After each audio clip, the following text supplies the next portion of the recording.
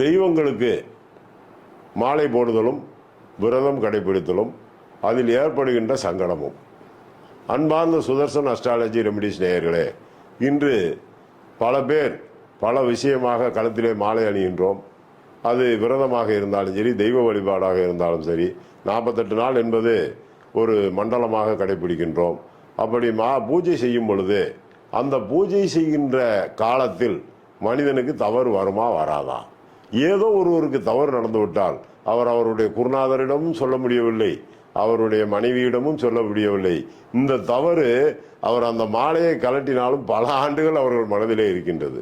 உண்மையிலே சொல்ல போனால் நாம் மாலை அணிந்து விரதம் இருக்கும் போதும் சில நேரங்களில் உஷ்ண சம்பந்தப்பட்ட கோளாறால் நம் உடம்பிலிருந்து ஒரு சில கழிவுகள் வெளியே போய்விடலாம். அதை பெரிய குற்றமாக நினைத்து விரதம் கெட்டுவிட்டது என்று மாலையை கலட்டவா இல்லது வெளியில் சொல்லவா குருநாதரிடம் அசவு வாங்கவா என்று நாம் மனதால் நினைக்கும் போது அந்த நினைப்பு ஒரு மனிதனை தர்ம சங்கடத்திற்கு ஆளாக்குகின்றது.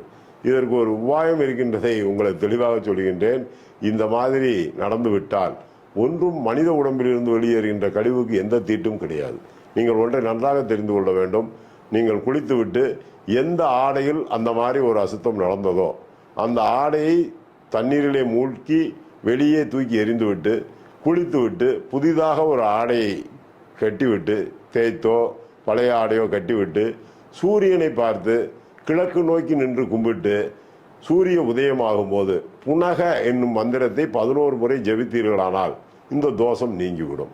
அதன் பின்னால் மறுநாள் காலையில் ஞாயிறு செடியால் பல் தேய்த்து கொள்ள வேண்டும்.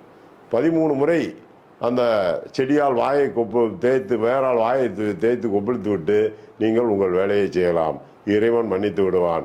அது எந்த கடவுளாக இருந்தாலும் சரி, அம்பாளாக இருந்தாலும் சரி, ஆண்டவனாக இருந்தாலும் சரி, கண்டிப்பாக மன்னிக்கும் மனமே மாணிக்க கோயில் என்பதை இதன் மூலம் தெரிவித்துக் கொள்ளுங்கள்.